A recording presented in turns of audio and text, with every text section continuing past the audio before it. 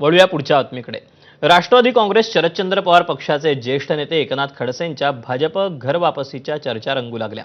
भाजपचे राष्ट्रीय सरचिटणीस विनोद तावडेंनी खडसेंनी मुंबईत घेतलेल्या भेटीनंतर या चर्चांना सुरुवात झाली। या भेटीनंतर तर्कवितर्कांना उधाण आलेलं असताना आता स्वतः एकनाथ खडसे यांनी थेट दिल्लीचा संदर्भ देत अत्यंत खळबळजनक गौप्यस्फोट केला।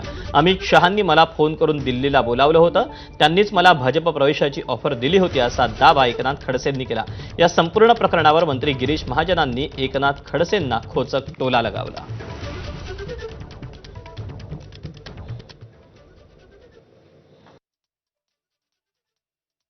माननीय अमित शहा यांनी मला फोन केला होता। मला त्यांनी दिल्लीला बोलवून घेतलं होतं। त्यावेळेस मला माहिती नव्हतं काय काम आहे आणि गेल्यानंतर त्यांनी मला सांगितलं होतं की भाजप जॉईन करू आणि नड्डाजीकडे पाठवलं। नड्डाजींनी काय जे त्या सगळ्यांना माहिती आहे। गिरीश महाजन म्हणतात मी विरोध केला नव्हता। त्यांनी विरोध केला नसेल, पण वरच्यांनी जे मला सांगितलं त्या कालखंडामध्ये ते म्हणाले आपको अगर प्रवेश देंगे तो भाजप के लोकल लोग आपसे पार्टी बोल रही कि हम काम नहीं करेंगे, हम सीट गिरा देंगे, ऐसा वो ब्लॅकमेल कर रहे हैं। माझ्यामुळे मी कसं काय थांबवणार? त्यांची डायरेक्ट हॉटलाईन आहे वरती दिल्लीला।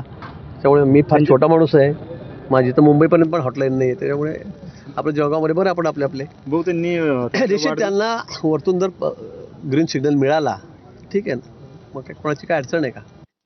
ही गोष्ट खरी आहे की गिरीश महाजन फार लहान माणूस आहे, पण मुख्यमंत्र्यांच्या शर्यतीतला माणूस आहे। त्याच्या मतदारसंघामध्ये तसे बोर्डही लागलेले होते। त्यामुळे एवढ्या मोठ्या लहान माणसाचा मी संघर्ष करतोय। पण ठीक आहे, गिरीश महाजनला तसं वाटतं की लहान आहे, पण माननीय मुख्यमंत्र्यांचा आशीर्वाद गिरीश महाजनला आहे। मुख्यमंत्र्यांचा आशीर्वाद जर काढला तर गिरीश महाराज कशातच नसतील अशी स्थिती आज आहे। दरम्यान राज्यातील ज्येष्ठ नेते एकनाथ खडसे पुन्हा घर वापसी करण्याच्या तयारीत होते, मात्र त्यांनी आता घर वापसीचा निर्णय मागे घेतला असून भाजपात जाण्याबाबत त्यांना आता कोणताही रस नसल्याचंही त्यांनी जाहीर केलं। पाहूया। मुळात मी हे स्पष्ट करू इच्छितो की मला भाजप प्रवेशामध्ये आता इंटरेस्ट राहिलेला नाही। मी शरद पवार साहेबांबरोबर आहे आणि शरद पवार साहेबांबरोबर राहील। भाजप प्रवेशासाठी माझे काही कार्यकर्ते इच्छुक आहेत, हे मी अमान्य करणार नाही। आणि त्या कार्यकर्त्याची इच्छा आहे बऱ्याच जणांची की आपण आता भाजपकडे गेलो पाहिजे। एकनाथ खडसेंच्या भाजप प्रवेशावरून शिवसेनेचे नेते आणि मंत्री गुलाबराव पाटलांनी त्यांना खोचक टोला लगावला। त्याला खडसेंनी कसं प्रत्युत्तर दिलं आपण पाहूया। काय कशा करता भेट घेता मला माहित नाही आहे। आता काय पिक्चर संपल्यानंतर पुन्हा नवीन पिक्चर चालू करणं इतकं सोपं नसते। नट तसा असावा लागते। एनट कसे वाटतं आपल्याला? आता काय ते आता इतना टूटा हूं कि छूने से बिखर जाऊंगा, तुम अगर और दुआ दोगे तो मर जाऊंगा। घरी येऊन काय झालं?